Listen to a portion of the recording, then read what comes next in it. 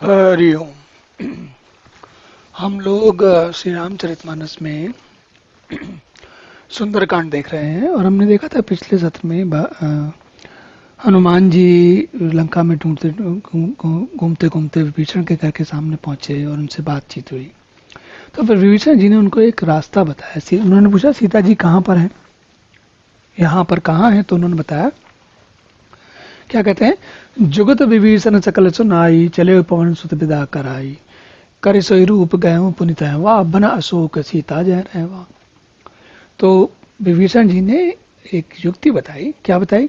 जो युक्ति बताई उसको लेकर उसको उसकी बात मान के पवन सुत वहां से विदा लिए और कहाँ पहुंचे? जहाँ सीता जी थी। कहाँ? अशोक वन में, अशोक के वाटिका में जहाँ सीता जी थी, जहाँ उनको रुकाया गया था, ये वहीं पर ही पहुंचे। कैसे पहुंचे?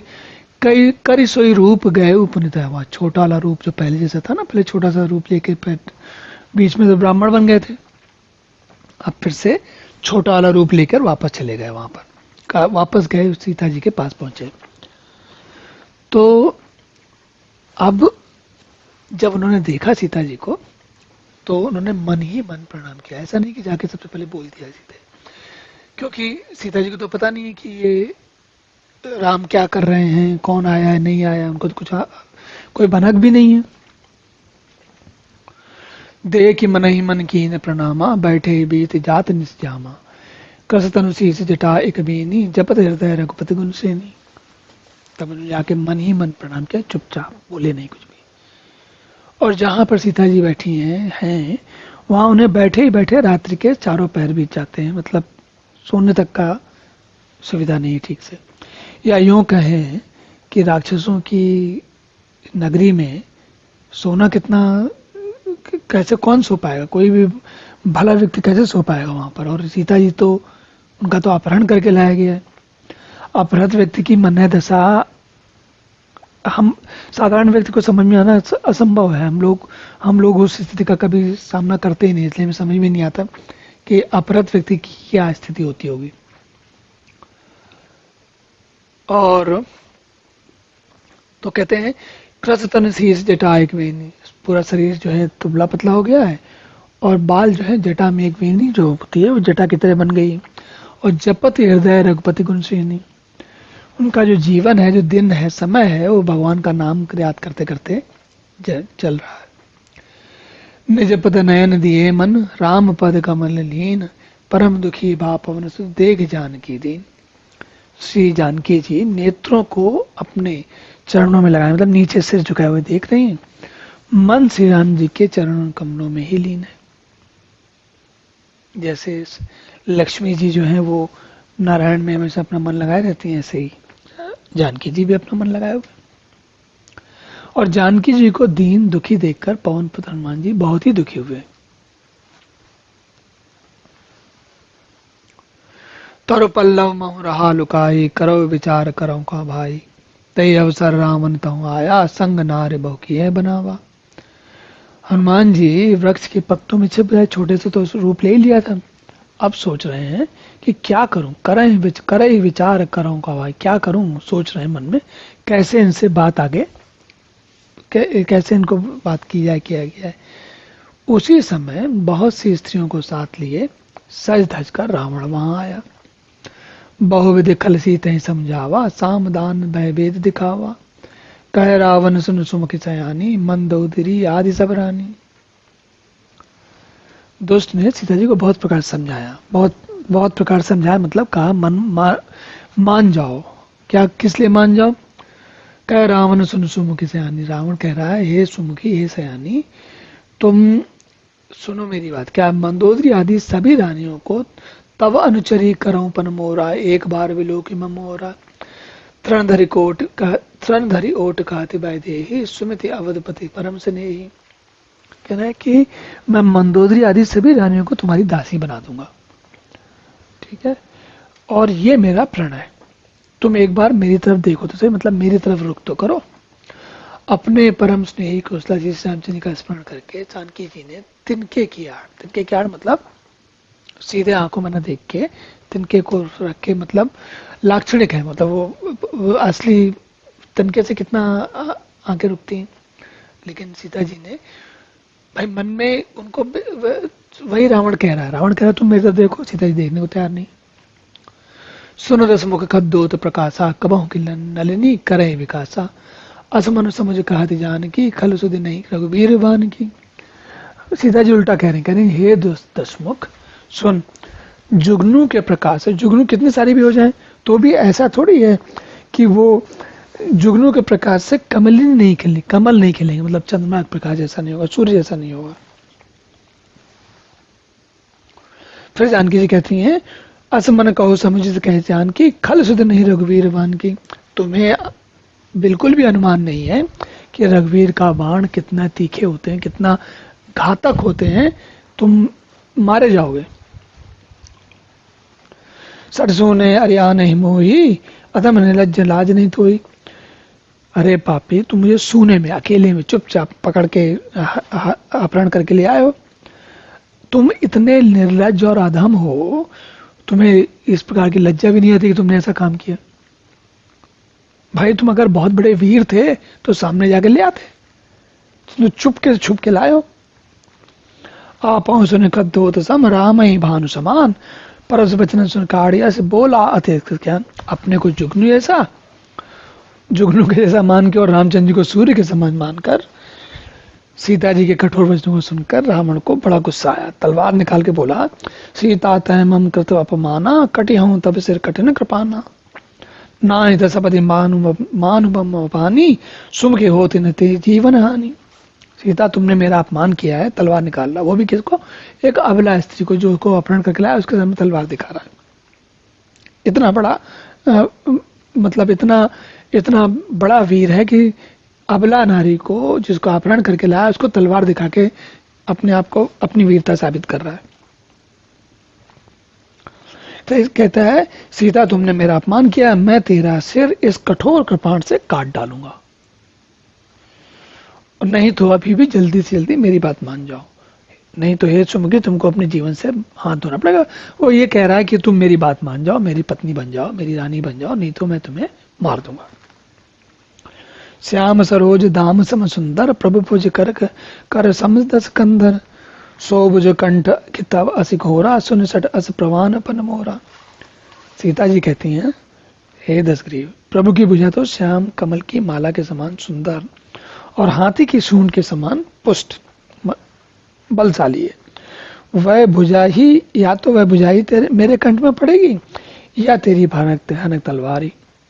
तो सीता जी कह रही है हम तो मेरा भाई हमारे मन में कोई दूसरा विचार नहीं है। हे सठ सुन, यही मेरा सच्चा प्राण है, मुझे कुछ मतलब नहीं तुमसे, और तुमको तो रामचंद्र जी ही तुम्हें दंड देंगे। चंद्रहास और मम परितापम, रघुपत विरह अनल संजातम, शीतल निशत बहसी बरधारा, कह सीता हर मम दुख भारा।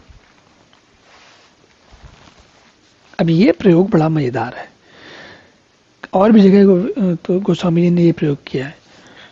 संस्कृत भी चलती है, अवधी भी चलती है, हिंदी भी चलती है। चंद्रहास हरु मम परितापम, रघुपति विरह अनल संजातम संस्कृत में। शीतल निशत बहसी परधारा, कह सीता हरु मम दुख भारा। सीता जी कहती हैं हे चंद्रहास, चंद्र तलवार, रघुनाथ जी के विरह की श्री रघुनाथ जी के विरह की अग्नि से उत्पन्न मेरी बड़ी भली रावण की तलवार से कह रही है कि तो राम से मेरा विरह हो गया, राम से मैं अलग हो गई हूँ, अब ये तलवार ही मुझे क्यों नहीं खत्म कर देती, झंझट ही खत्म हो जाए। हे तलवार तू शीतल तीव्र और शेष धारा बहाती, मतलब रक्त की धारा बहाती है, तू मेरे दुख के बोझ कर ले। सीता जी कह रही है ऐसे जीवन से तो बेहतर है मर जाए। सुनत वचन पुण्य मारन धावा, मैं तन या कहीं नहीं कहीं नीति बचावा, कैसे सकल निश्चरण बुलाई, सीता बहुत रहा सऊ जाई। सीता जी की ये बात सुन के रावण उनको मारने दौड़ा। तब माया दानव की पुत्री मंदोदरी ने नीति कहकर बताया कि नीति से काम करो। तब रावण ने सारी राक्षसों को बुलाकर कहा तुम सीता को अलग अलग प्रकार से भय दिखाओ। मास दिवस महु कहा न माना, तो मैं मारा भी काढ़ कृपाना। यदि महीने भर में मेरी बात नहीं मान गई तो इसको मैं निश्चित रूप से मार दूंगा। रावण कह रहा है। अब रावण को ये बात नहीं पता, हमें पता है कि सीता जी को मारना उसके बस की चीज नहीं है। और ये सीता जी भी कौन सी वाली है? याद होगा आपको, जो वो किष्किंधा कांड में, अरण्य कांड में, जो वो उसमें अग्नि में प्रवेश कर गई थी। बताओ, इनको भी नहीं मारे पा रहा है। ये सीता जी का प्रतिरूप है, उनको भी मारने की हिम्मत नहीं है रावण की, और अपने आप को बहुत बड़ा वीर समझता है। भवन गए दस कंदर, यहाँ पिशाचिन बंद थी, तही त्रास दिखावे तरह रूप बहुमंद। रावण तो चला गया अपने घर में, और यहाँ राक्षसों के समूह बहुत से बुरे रूप धर के और सीता जी को भानी पाती से भय दिखा रही हैं, सता रही हैं। त्रिजटा नाम राक्षसी एका, रामचरण रति निपुण विवेका। सबनी बोली बोली सुनाए सपना, सीते से करव हित अपना। उनमें से उन राक्षसों में एक त्रिजटा नाम की राक्षसी थी। देखिए, सारे राक्षस या राक्षसी भी जैसे विभीषण में लीक है, ऐसे त्रिजटा भी है। ऐसे राक्षसों में ऐसा नहीं कि सारे के सारे बुरे होते हैं, कुछ लोग वहां भी अच्छे होते हैं। तो उनमें से जो त्रिजटा है वो क्या कह रही है? कह रही है राम के चरणों में उसका विशेष प्रेम है, और सबन ही बोल सुनाए सपना। उसने सारी साक्षियों को बुला के बताया, अपना सपना सुनाया। क्या सुनाया? और कहा, सपना सुनाया और कहा कि सीता जी के चरणों में, सीता जी की सेवा करो, अपना कल्याण करो। सपना मुझे बहुत बुरा आया है। क्या बुरा सपना आया है? सपने बानर लंका जारी, जात दान से ना सब मारी। खर आरुण नगन सीसा, मुंड सर खंडित भुज बीसा। सपने में मुझे ये समझ देखा है मैंने कि एक बंदर ने लंका जला दी है, और रावणों की सारी सेना, राक्षसों की सारी सेना मार डाली गई है। रावण नंगा है और गधे पर सवार है, और उसके सिर मुड़े हुए हैं, सारे सिर, बाल कटे हुए हैं, बीसों भुजाएं कटी हुई हैं। रावण बिल्कुल शक्तिहीन हो गया है। ए विधि सो दक्षिण दिश जाई, लंका मनो विभीषण पाई। नगर फिरी रघुवीर दुआई, तब पृथ्वी सीता बोली पठाई। इस प्रकार से दक्षिण यानी रामपुरी दिशा को जा रहा है, मतलब मृत्यु को प्राप्त हो गया है। और लगता है वो जा रहा है, और ऐसा लग रहा है कि विभीषण को लंका मिल गई है। अब सोचिए, इसको वही सपना आ रहा है जो कि आगे भविष्य में होने वाला है। यह सपना मैं कहूँ पुकारी हुई है, सत्य गए दिनचारी। तास वचन सुनते सब डरी, जनक सुता के चरणन परी। ये सारा सपना उसने कहा, सबको बताया, सारी राक्षसों को बताया। कह रहे कुछ ही दिनों बाद ये सपना सत्य हो जाएगा। तब वो सारी राक्षसियां डर गईं। राक्षसियां क्यों डर गईं? देखिए, कमजोर मन के, जो भीरू मन के लोग होते हैं, बहुत जल्दी डर जाते हैं। यहीं पर कोई वो उद्यमी राक्षस या निर्दयी राक्षस होते शायद न डरते। उनमें भी सारे तो शक्तिशाली मन वाले नहीं होते, कुछ कमजोर वाले होते हैं। कमजोर मन वाले हैं, तुरंत उनको भय लग गया और डर गई। उसी जानकी जी के चरणों पर गिर पड़ी। जहां तहां गई सकल सब, सीता कर मन सोच। मास दिवस बीते मोई, मारे निश्चर पोच।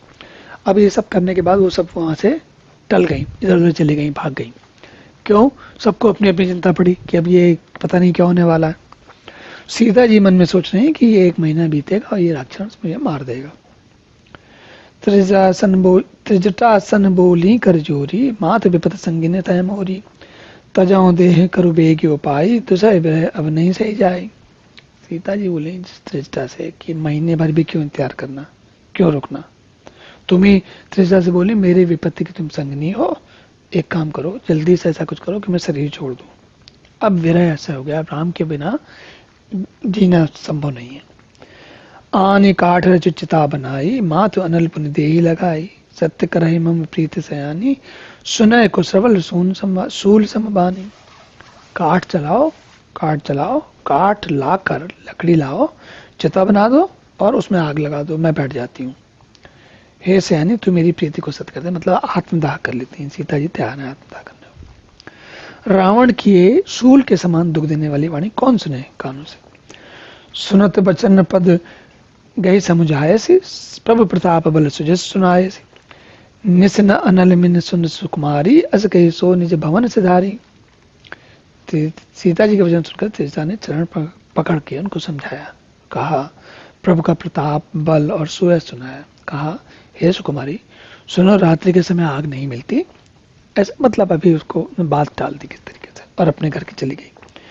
कैसी ता विधिभा प्रतिकूला, मिले ही न पावक मिटे ही न सूला। देखिए थे प्रकट प्रकट गगन अंगारा, अवन अवन न आवत एक तारा। सीता जी कह रही विधाता विपरीत हो गए हमसे। मिले ही न पावक मिटे ही न सूला, आग मिल नहीं रही तो मैं अपने आप आत्मदाह नहीं कर सकती और सब पूरा न पीड़ा मिट रही है। आकाश में अंगारे प्रकट हैं, मतलब कि जो तारे हैं वो दिख रहे हैं, पर उनमें से कोई भी एक तारा पृथ्वी पर आके नहीं गिरता है। पावक में शशि सत्वत न आगी, माँ ही न मोह ही जाना तब आगी। सुनहि विनय मम बिटपा शोका, सत्य नाम करो हर मम शोका। चंद्रमा अग्निमय, चंद्रमा भी संभवतः ऐसा होगा कि ऐसी स्थिति में होगा कि वो कुछ सब शीतल के बजाय लाल दिख रहा होगा। कहते हैं वो भी जो है, चंद्रमा रात हो रही है तो वो भी आग नहीं बरसा रहा है। चंद्रमा वैसे भी आग बरसाता नहीं है। हे अशोक के वृक्ष मेरी विनती सुन, मेरा शोक कर ले। मेरा अपना नाम जो है सत्य नाम करो हर मम शोका। अशोक का मतलब अशोक का मतलब होता है अशोक, शोक का मतलब है दुख, अशोक का मतलब है दुख ना हो। तो कह रहे हैं अपना नाम स्थापित करो, सत्य कर दो और मेरे दुख को हर लो। नूतन किसलय अनल समाना, दे ही अग्नि जन कर ही निदाना। दे की परम बिरहा कुल सीता, सो छन कपे कलप संबीता। तेरे नए नए पत्ते जो हैं, कोमल के पत्ते अग्नि के समान है। अग्नि दे विरह रोग का अंत मत कर, मतलब सीता को विरह से परम व्याकुल देखकर। दे की परम विरहा कुल सीता, सो छन कपे कलप संबीता। जब सीता को इतना व्याकुल देखा तो कपे मतलब हनुमान जी, उनकी तो हालत देखने लायक हो गई। इतने व्याकुल हो गए, उनको एक एक क्षण जो है समय बड़ा कठिन हो गया। एक एक समय क्षण जो है कल्प के समान बीता, मतलब समय बहुत धीरे धीरे व्यतीत हो रहा और हनुमान जी बहुत ज्यादा कष्ट में आ गए। चलिए देखें अब आगे हनुमान जी क्या करते हैं। अगले सत्र में पुनः मिलेंगे, तब देखते हैं कि हनुमान जी अगले सत्र में आप क्या करते हैं। तब तक के लिए हरि ओम।